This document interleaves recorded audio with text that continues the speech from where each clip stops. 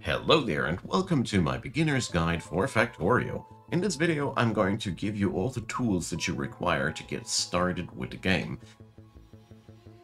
Will be a quick overview about the controls, the processes that get you to mine stuff, automate things, do research, all the basics. You should know though that this game is pretty deep and complex, and most likely this video will not be enough to answer all of your questions that will come up when you're playing it longer, but it should be enough to get you through the first 10% or 20% of the game, and then you'll know whether you need to look it up yourself or you want to do it by your own research. Now, let's get started and talk about the beginning of the game, the world generation. Go for single player, new game, and free play. So here now we get to configure how the world should look like. I personally go for standard settings when I'm new to something. Here, if you want to make things easier for you, you can also increase the richness, the size, or the frequency of the mineral deposits. It is not really necessary, but you could go for it if you want an easier experience, because this game can be really tough and overwhelming. There is also the option to go into the terrain settings. If you want to make life easier in any sort, disable cliffs. These are hindrances in the terrain that can be removed via a technology upgrade later. They're basically meant to challenge your logistics by putting up obstacles where you don't want them. You can disable them this way. Choose for your own liking. On the enemy tab, I personally would really recommend you to go for peaceful mode at the beginning when this is your first rodeo. Factorio includes aliens that get triggered by your factory and will try to destroy your factory. As you see it here in the background. This is basically a tower defense add-on part of the game, how you want to call it, and putting on peaceful mode does not remove the aliens, but they will never proactively attack you. It's a pretty neat trick if you still want some of the combat and still don't want the pressure of being attacked. You can just disable enemy bases altogether if you don't want that topic at the beginning of your journey. Mind you though that these settings when you're creating a game are really almost unchangeable. I think there's really almost no ways to change these. So I personally go for peaceful mode. Choose to your own liking. And beyond that, I would not recommend you to play around with these other settings when you're new to the game. Just check them out, look at them, play around if you want to. I mean, I'm not your nanny. It's just my personal opinion about that. Over here, the seed, I will also put this seed into the description box of the video. Will make the map look a certain way. You can here click preview and get yourself first impression of your map. This will be your spawning point, and this will also be the distribution of your starting mineral patches. So you can do the preview, you don't have to do the preview. We're going to deal with the situation as it is. The only change that I go for is the peaceful mode. So let's get started. Feel, of course, free to adapt the world gen to your own liking. So, here, our spaceship has crashed. That's our initial scenario. Using the mouse wheel to scroll down outwards, we control or do it with WASD. And first up, if you ever played Minecraft, this will be quite helpful for you. So, when you're around here, you see here what the terrain that we're dealing with. The mouse that you're using, the cursor, will give you some readout. As you see there on the right end of the map of the screen, we have the mini map, we have our technology menu, and we have information about the stuff that we have under our cursor there. Down here we have our hotbars that we can use for ourselves. We can configure these, I'll show you in a hot minute how, and a couple of other useful little gadgets and mini tools that you will not need for the first 10 to 50 hours depending on how you play the game. You can use them though. Now, down here is our gear, armor, and our different weapons. To get into your inventory, you need to press E, like inventory. You know, Minecrafters don't have any problems with that. Here we have our gear that we're carrying around with us, and here's the recipes that we can currently do. So here's different sections. It's logistics, production, intermediates, and military. Intermediates are never used by themselves. Productions are facilities that we use to produce something, and logistics are items that we use to move one item to another place. And combat, I don't think this needs any explanations. Okay, so what are we ought to do? Press M for map and zoom out a little bit. So you see that there are patches of iron, coal, and copper and stone. At the beginning, you want to look for iron and coal. So let's move over there, leave behind our spaceship, and this is the first thing. Press your left Alt key once, tap it, and you see all these things light up. Our spacecraft still has items on it. So when you left click it, you can open the container and just pull items into your inventory. You can also click it and then hold down left control and then left click it to soak it directly into your inventory. Or you just do left control and left click it directly here. This is what most players do eventually. You can easily let your let your small finger rest on the control key while moving. Alright, you can also deconstruct things by holding down your right mouse button. See this yellow bar down there filling. Once it is full, the item will be gone. I don't want to demolish my spaceship though. Instead, look for some rocks. They are really useful, especially the huge ones. They offer rock and coal, which will be handy later. So you can remove these like that, just by holding down the right mouse button. But like I said, we're most interested right now in coal and iron, so let's move upstairs. While we're at it though, let's grab some wood, because wood is very important for power transmission early on, so you're never wrong with grabbing a few of these on your journey. Alright. So you are now familiar with the most basic controls of the game. I will explain a couple of controls across the video, so stay tuned. Here we have our coal patch. If you hold down your right mouse button, you see you can also mine on these coal patches. But this would take a while, and if you check it out, there's 381,000 pieces of coal there. Much too many pieces of coal to gather them by hand. So over here is the iron patch. It's the same thing. So here we can now gather iron for our future projects. So I got some iron ore, pressing E again for the inventory, and I want to craft iron plates, but the game tells us now we cannot craft these by hand. You know, you can't smelt it in your pocket. You can build all manner of things in your pocket, but not the smelting process itself. So luckily we start with a couple of tools to get the job done. So we have here a stone furnace. I will take that out of my inventory and now left click into the hotbar here. Now to get it off of my cursor, I need to press Q. It's the only way to get it off of your cursor. Don't try escape or anything. It's Q. So here now I can now left click the stone furnace and place it down like I want to. Like this. So if I left click it again, I can now configure it. I pick up the iron ore, left click into the left slot to put it in there. You can also see the possible inputs, all the stuff that you can put in there. Then we need to get ourselves some coal there. So left click, as you see, not here because this is the output, instead here. This is the fuel. You can never do anything wrong, as you see. That's why I did that. So if you are ever afraid that anything bad might happen, don't be. It's really easy. So here we have our first iron plates, and just like that, we're good. So we can now hold down the right mouse button to pick up this building. We get the coal contained in it back, and first rule of Factorio, whatever you build, whatever you place down, you can pick it up and you get 100% refund. Nothing is ever lost. So, over here now, we need now the mining drills. These will extract stuff out of the ground for us automatically. I'm now building a second one of these, as we have already one of them. And I'm going to manually extract now exactly, let me check, 9 pieces of iron ore.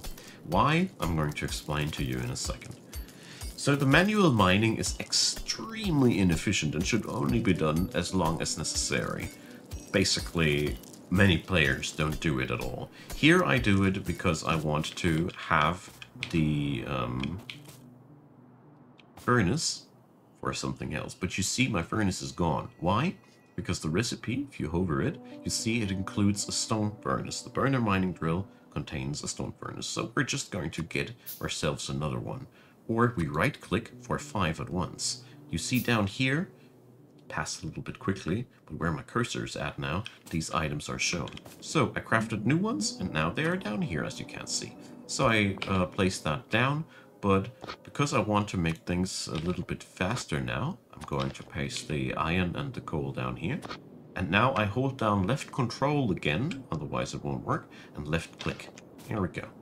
And here I hold down left control again, and now I right click instead of left click to half the stack, because I don't want to spend all my coal. So down here, I want to introduce to you something really, really nifty. As these drills, if you place them down, they have a yellow arrow showing you in which direction their output will be dropped. So if I do this like this, and I will now, if I would put down fuel in this now, it would drop little coal bloblets on the ground. This is not really handy, so we might build a box and then just drop it down here. So I'll show you now. So this thing now produces coal and drops it into the box. This is pretty bad because it is needing you to refuel it every time, and therefore usually people go for a method that looks like this. So I'm going to pick up this little bad boy.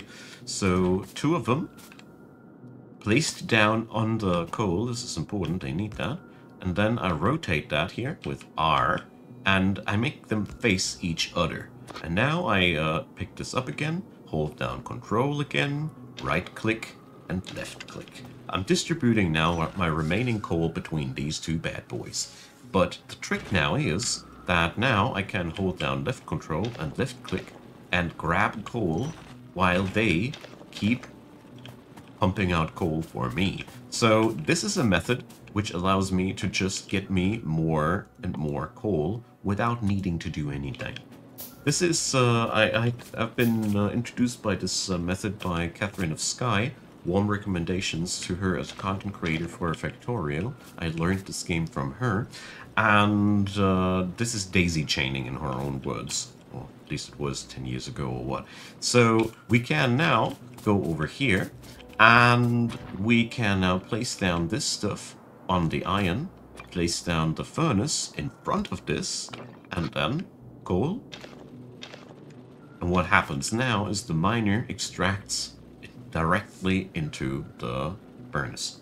Alright, we got the smelting covered. So this is the basics about that, but where to next? As you can see here, when we press into the tech tree, there's things that we are discovering.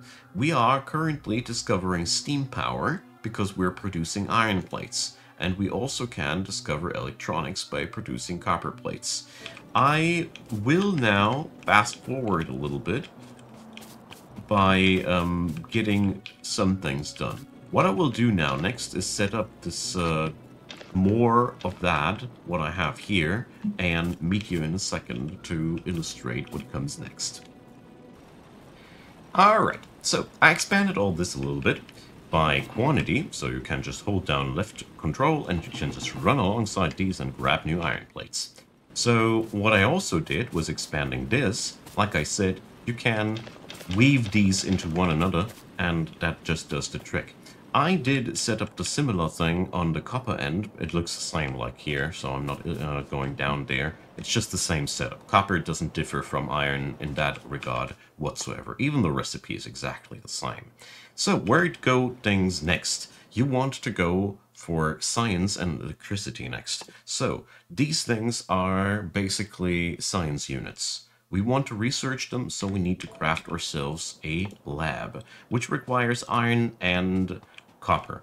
So down here you see now that there's a lot of things which now get automatically pre-crafted to get towards the lab. This is what the game does if you don't have the items necessary for your next project. So you never have to worry about the small parts. If you want to be that lazy, you can. So that lab can now be set down, but as you see here, it is unplugged. it requires power. We have also unlocked now the red science packs. We can produce these now in our pocket out of copper plates and iron gear wheels. So to research projects, for example automation, we will now require 10 red flasks, and they need to be researched 10 seconds each. We start that, but we can't do anything because we need power burst, which is the next topic on my list. So, power is being made by boilers early game, where basically out of steam, which is made by boilers. So you build a boiler, and then you build 2 steam engines. Every boiler produces enough steam for 2 steam engines, and then we also need an offshore pump.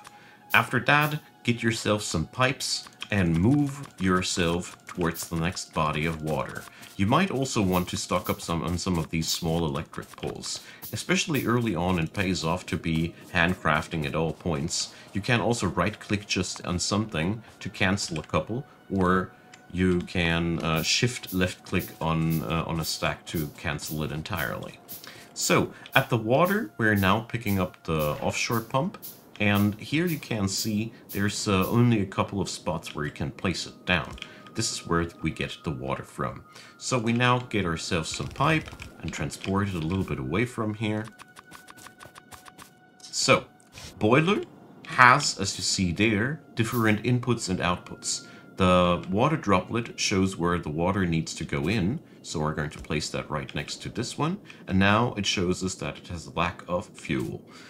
The other thing here, the steam cloudlet, goes in this direction. So here we have the steam engines. You see the connectors show you exactly what goes where, and you just put them here together. As you see, this dual arrow shows that it is an input and an output. Not only one directional, but 2 directional, so they can support each other. So the power poles that we have, we place down here. And now the only thing that we need is to put in fuel. So I shift left click here again, and now this produces power for us. If I left click the electric pole, I can now see that I have 1.8 megawatt of power in production. So, basic rules of engagement: one pump produces 1,200 units of water, and 1 boiler consumes 6 units of water, so 200 boilers per pump. It's insane. So you can really wire a lot of these together.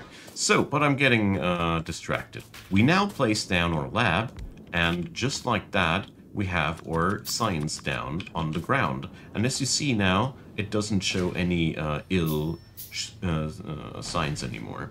So now we're going to pick the science packs and shift left click again, and now it starts sciencing. By the way, if you're ever getting tired of something on your hotbar, just use the middle mouse key on it to erase it. You can also left click here and select for yourself something that is not on your inventory, just as you see fit. So what we need to do next here is obvious. We need to handcraft all these automation bottles, but as you see there, this is just no life. We actually want to have things fully automated in our life, and this is the next thing that I want to talk about. Research in this game always works now like this. You produce a certain type of research bottle, you put it into a laboratory, you put energy to it, and then it researches itself.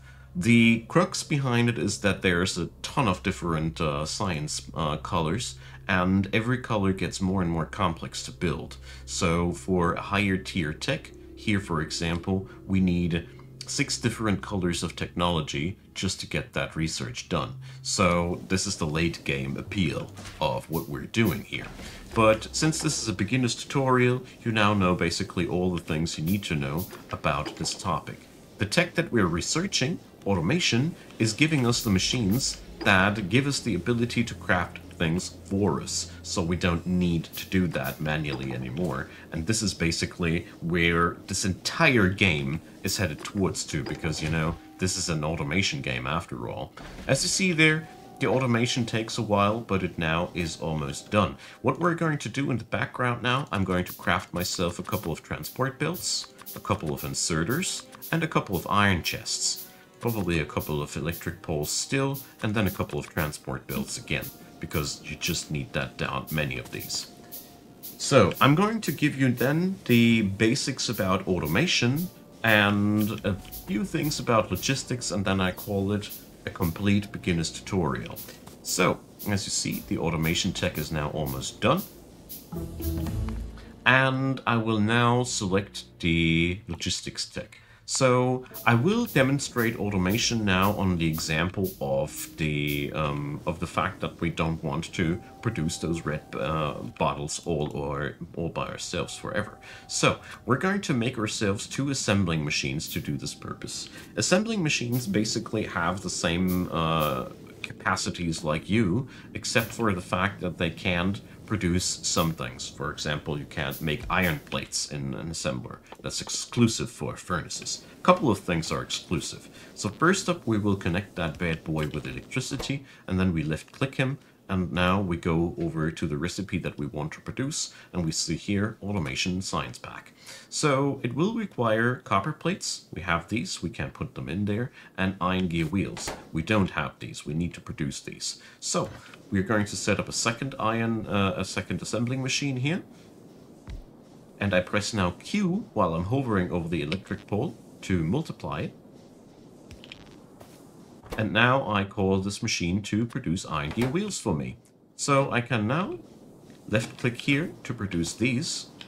And I will now left click here to put these in there. And now one machine produces the gear wheels, and I can put these in, and now it produces automatically these bad boys, and I can't put them in there. But this is not truly automation. This is where the inserters come to play. So I rotate this inserter, and you see this yellow arrow shows where it's delivering to, and the yellow bar shows where it's taking from. So we're going to tell it like this, and we're going to tell this guy to transport the red bottle inside there. And as you see, it happens.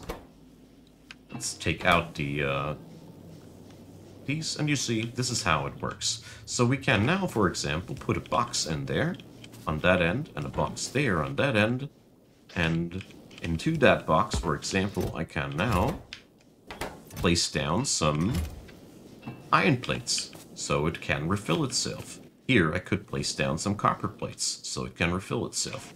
But this is all now not really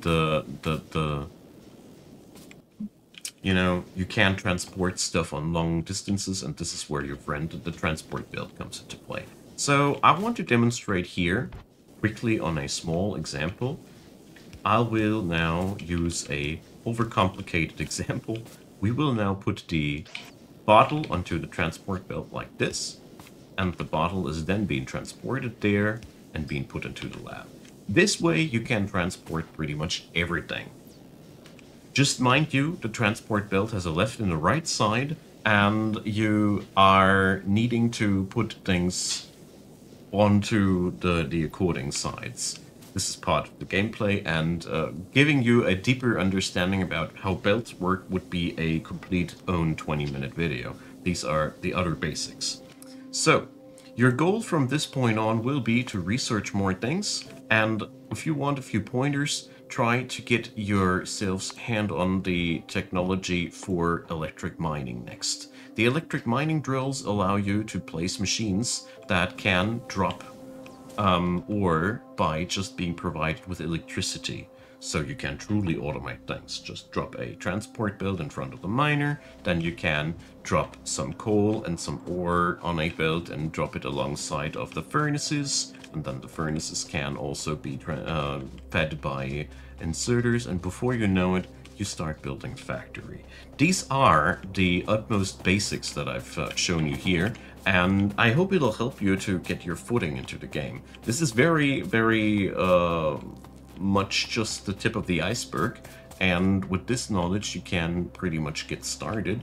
And if you still need more help, let me know in the comment section what you want to know, what you need to know.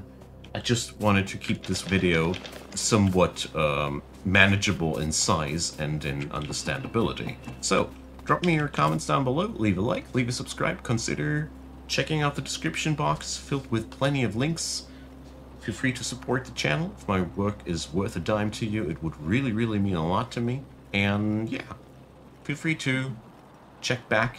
Many thanks to the supporters of Icon Gaming, and many thanks for watching this video. See you guys next time. Bye bye.